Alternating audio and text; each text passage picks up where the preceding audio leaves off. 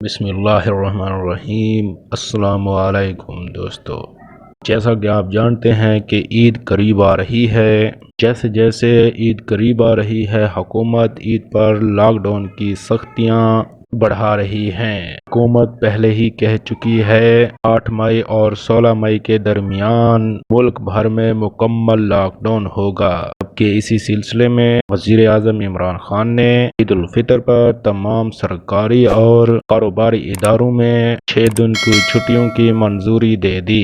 تفصیلات کے مطابق عید الفطر کی تعطیلات 10 مئی سے 15 مئی تک ہوں گی۔ کا مقصد عید کے دوران ملک کی سطح پر نقل و حمل محدود کیا جائے۔ NOC کے مطابق 8 سے 15 مئی کے درمیان گھر رہو اور محفوظ رہو کی حکمت عملی پر عمل کیا جائے۔ چاند رات کو مہندی، جیولری اور کپڑوں کے سٹالز پر پابندی ہوگی۔ تفریحی مقامات اور ان کے ارد گرد موجودہ ہوٹل، پبلک پارکس اور شاپنگ مالز بھی 16 مئی تک بند رہیں گے۔ عید کی چھٹیوں کے دوران بین الصوبائی اور پبلک ٹرانسپورٹ پر مکمل پابندی ہوگی، کہ نجی گاڑیوں، رکشے اور ٹیکسیوں 50% سواریوں کے ساتھ اجازت ہوگی۔ تفریحی مقامات بشمول شمالی علاقہ جات، سوات۔